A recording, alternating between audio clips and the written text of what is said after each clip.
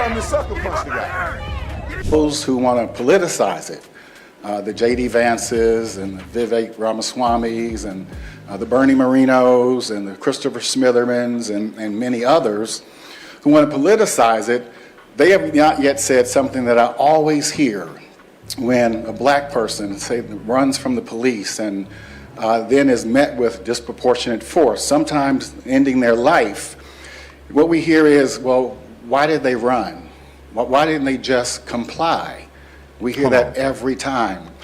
I see why Nick Fuentes and them be saying black people have low IQs and stuff. But bro, how do you make a comparison between the police officers giving a person a lawful order and two people in the street having a mutual combatant situation?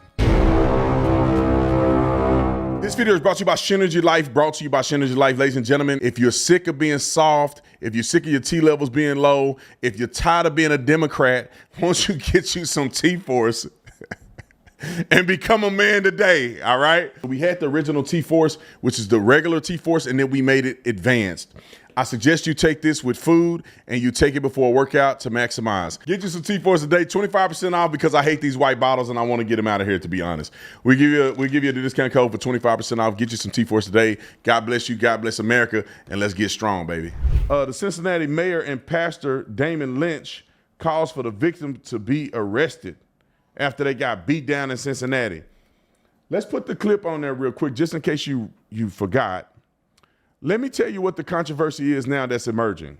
They are saying, and you're going to hear the press conference, they say this in the press conference, that allegedly the white dude slapped, he kind of like mushed the guy in the face. I thought he struck him, but he kind of mushed him in the face. That the white guy mushed the guy in the face, and therefore he deserved it. That's pretty much what they're saying. But it's funny that in the press conference, they don't talk about the woman that got sucker punched and the other white people getting knocked out and hit and stomped. And to be honest, just because a person say the N-word don't give you the right to beat them to death. Just because a person has a confrontation with one person don't give you the right to everybody to jump the guy. And then when it got down, you got black people that probably aren't even related to each other jumping in. Then they hitting every white person around them. Like, that's not legal. Now, I would argue that the guy that he slapped didn't get arrested, and the guy that's the victim didn't get arrested. He could be a suspect in that slapping. Neither one of them got arrested. The people that got arrested were the people that were violently attacking people. After they are already given up, they can't fight no more. They're not even in the fight. That's the problem. And I don't know why black people, not all, but these ignorant black folks can't see that you're being a hypocrite, bruh. So let's play this clip just in case you forgot. Then we're going to play the clip from the press conference. Roll the clip. It's like mutual combat at this point. Mutual. They got the wrong part. They got the wrong part of those. Sleeping.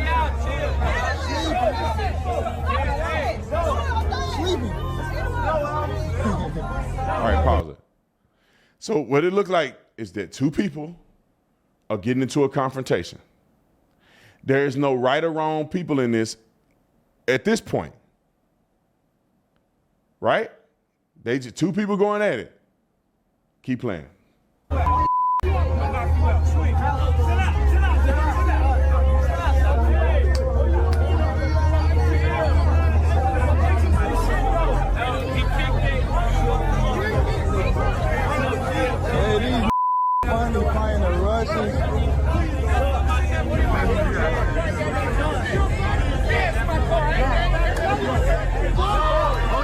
So stop. So this is where it went south. He was arguing with the man in the red shirt. Do we agree or do we not agree? Now, when you listen to the press conference, you're going to see how silly they are. He tried to make something out of it. He's arguing with the man, him and other dudes squaring up. They stopped. It's over between them. They disengaged. No more fights. But then him and the guy in the red shirt is now into it. They're arguing with each other. They're exchanging words. He pushed the guy in the face. That should be it. The guy in the red was like, what is this guy doing? Somebody over here came and threw a sucker punch on him. That wasn't involved in the argument between him and him. Now, you could say, if somebody mushed your brother, would you jump in and do it?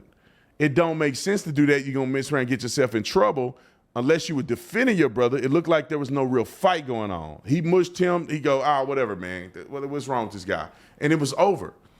But you go to punch him. Okay, let's give him the first couple punches. But now he's engaged with this guy. That should be the end of it. But no, other people start jumping in. That's when it becomes a crime. Roll the clip. Get him up out of here. Get him up out of here. Sorry. See, the guy in the black shirt comes from behind him, hit him in the head. Like, that guy wasn't even in the frame. Where did he come from? He's not even in the frame that I know of. Go back just a little bit. Do y'all see the guy with the white shorts on anywhere? Play the clip. Keep going back further. Keep going back further. Keep going back further when he first started. See the guy in the white shorts, he walked over there, he say something. He walked off this way. He ain't even in the argument. Oh, yeah, sleep him, yup. Get him up out of here. Get him up out of here. Then he come to sucker punch the guy. Get him up out of here. Hold on, Mama. Get him up out of here. Now they jumping. Now girls get involved. What's wrong with y'all? Now this guy with the blue shorts on kissed stomping. Now you got a girl on the ground kicking. Hold on, baby. Then the lady with the blue shirt on, she's just standing there. She get hit.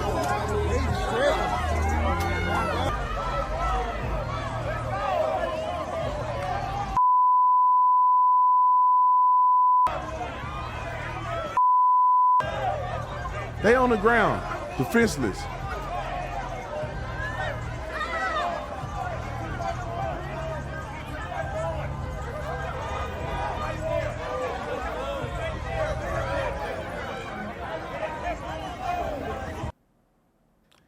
Now listen to the press conference, and you tell me, is this guy fair about what he's saying or not? Roll the clip. I agree, and I'm excited to stand with the mayor and others saying that safety has to be the #1 priority in our city.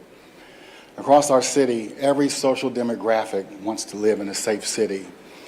And in saying that, let me address briefly the racializing and politicizing of this event that happened this past weekend. Hold on. I want y'all to pay attention to what he's about to say. He's going to make a comparison to say, if this happened to this, it wouldn't have made the news. If this was this, it wouldn't have made the news. Listen to the, if this was this scenario, he leaves out. And I'm going to see if y'all catch it.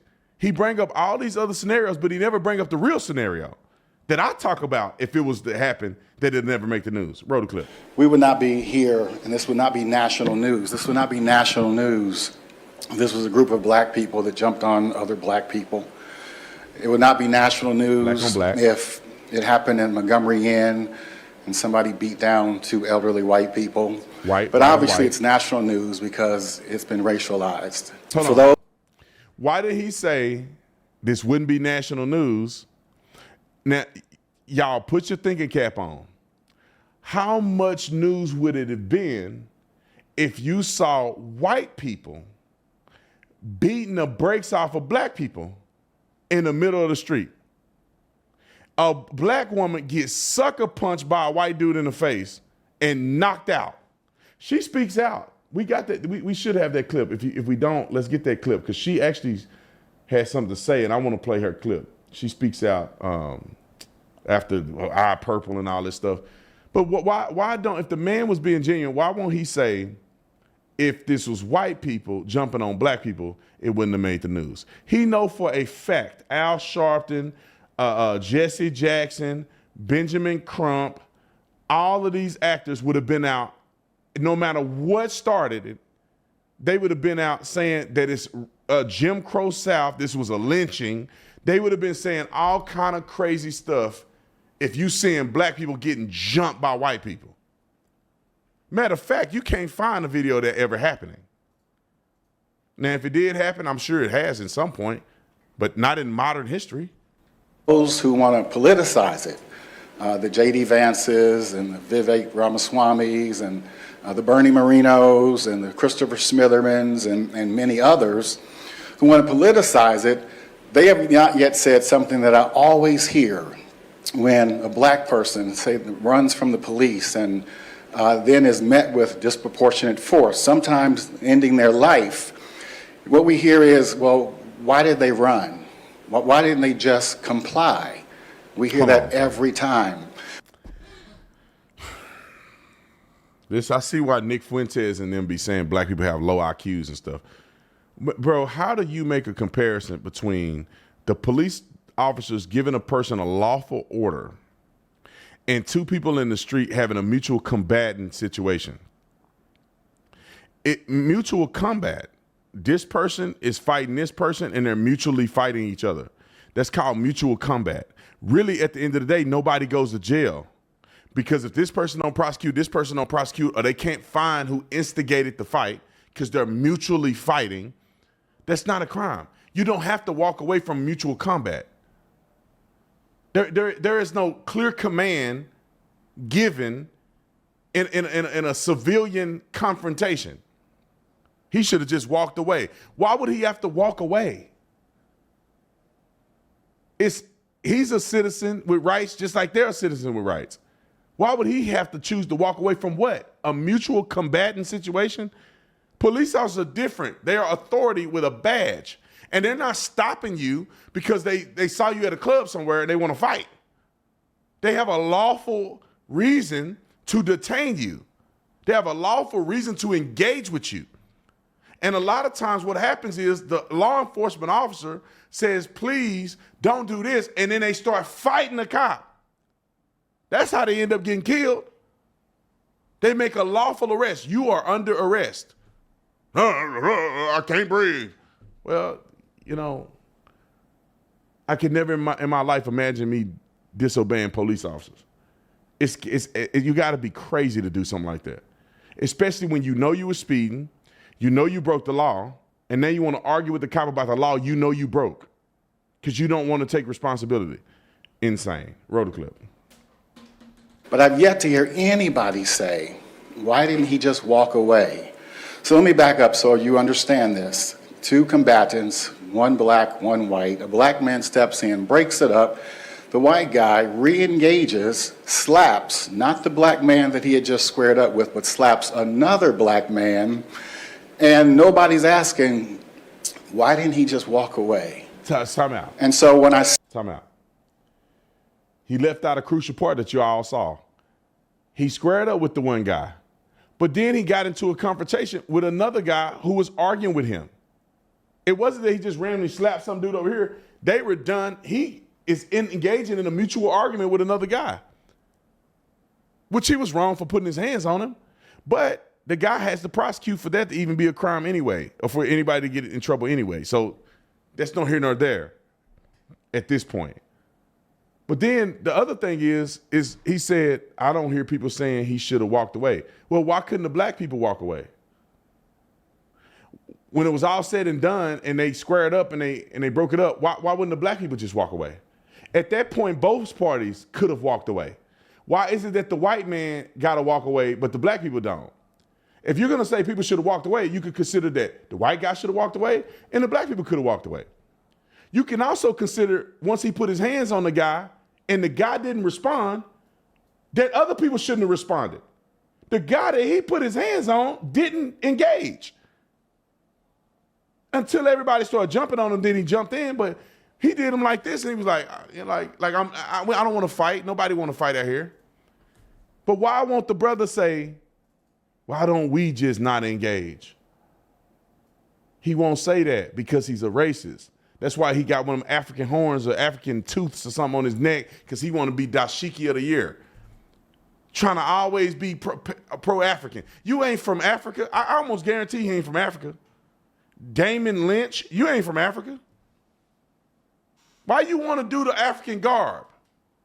It's crazy to me. Roll the clip. See, and I don't know who else the chief is looking for or CPD is looking for, but when I see the mugshots, I only see people who look like me. I don't see the person who re-engaged, slapped not the initial person, but slapped another black man. So I don't see the slapper's mugshot.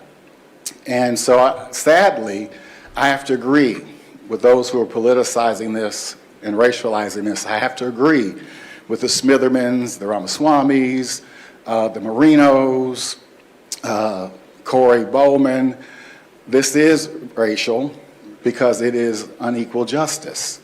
And so until we see all the mugshots, this is still a racial issue. So let me say again to those in Cincinnati, it's Friday night, and we know people like to go out on Friday night. Here's what I would ask. Because of what happened this past weekend, we don't want to see it happen again. Drink responsibly, take care of one another, and everybody get home safe. God bless you. Except the white people. Now, let me just say this real quick. I just need to clarify this.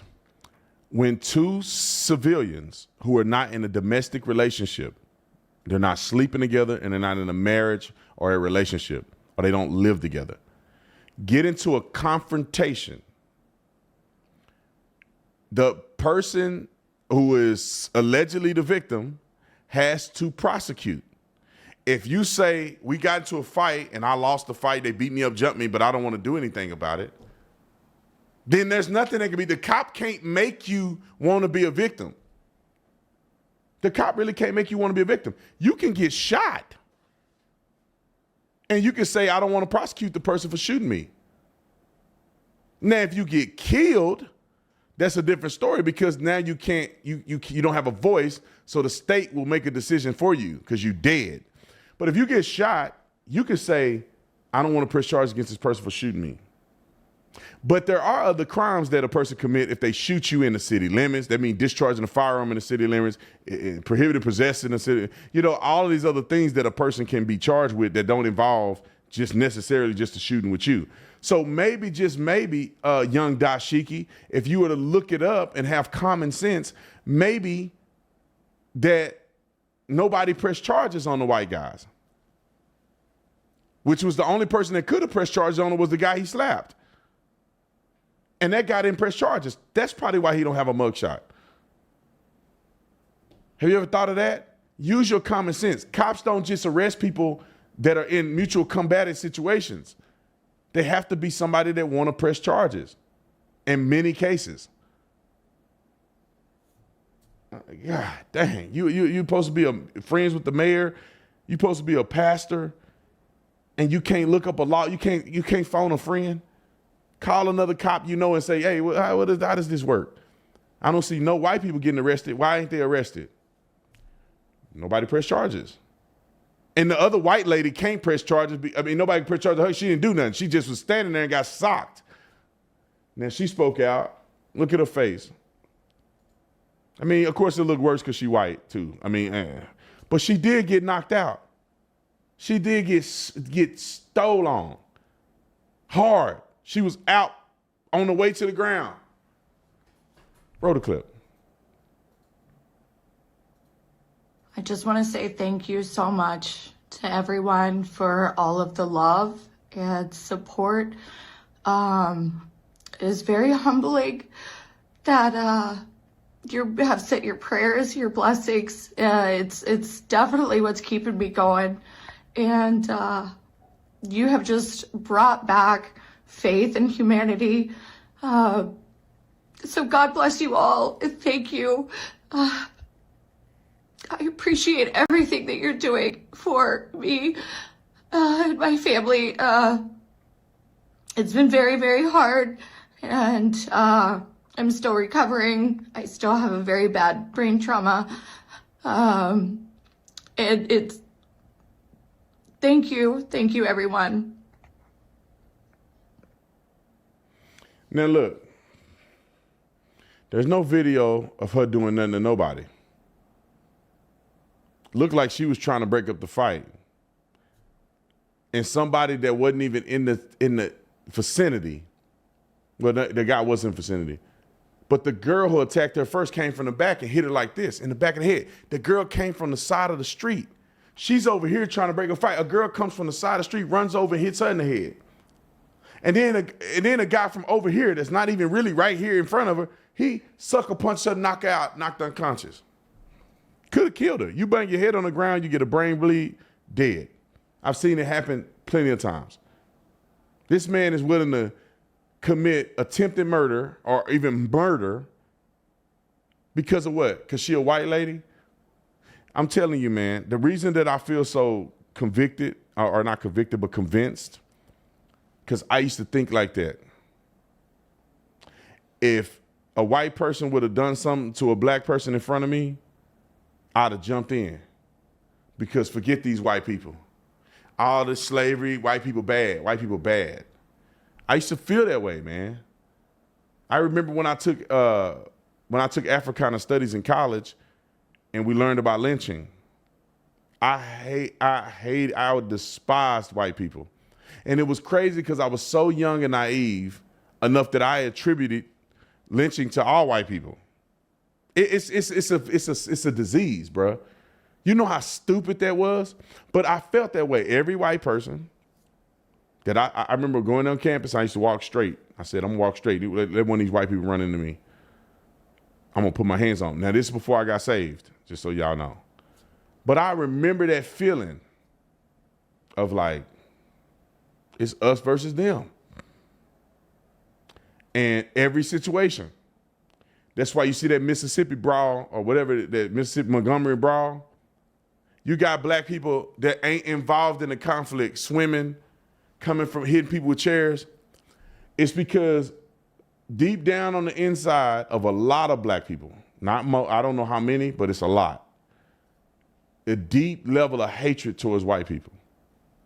And Brandon Tatum is the only one that's willing to like be honest about this. It's a little bit, it's a lot of deep hatred of white people. Because when you hear stories of what some white people did to some black people that we're taught and conditioned to attach that to our current existence. We're taught to believe that white people are evil slave owners. We're not taught the nuance of what slavery really was when it existed in America and all over the world. The nuance of it. The diversity of it. It wasn't just one thing and one thing. It wasn't just evil white people and black people being beat over the head every day and raped and killed. That did happen, but that wasn't the totality of what slavery was. Slavery wasn't just plantation slaves. Hopefully people understand that. There was all kinds of different people who owned other people, which we call it slavery. Then there was black people that owned slaves. And there was Native Americans that owned slaves.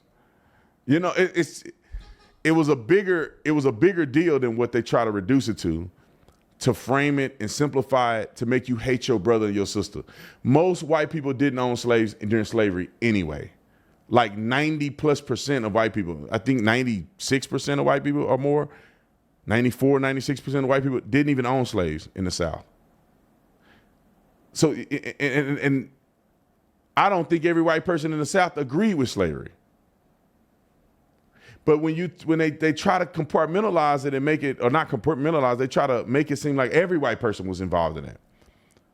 All the people in the North wanted to abolish slavery, and they won. And slavery was no more. So good white people helped Harriet Tubman free the slaves. But like, what are we saying? Like, so you can't attribute all of the negative and evilness to just white people, and black people were just the innocent people, and the white people were, it was diverse things that happened. It was a lot more nuanced and complicated than just this mean this and this mean this. But that's not what they teach you. They don't teach you to be critical thinkers. They teach you to hate. They teach you to feel divided. Them versus us. And and white people do the same thing. It ain't just black people. I don't know what white people do. I just know what black people do because I've been black my whole life. And I grew up in a black neighborhood. So I know how we feel. I know back in the day you wouldn't bring no white girl home. And it's not something my dad and them said. It's just culturally. That's what it was, bro. You dating a white girl, people will make fun of you when I was going to school. You dating a white girl. You listen to rock music.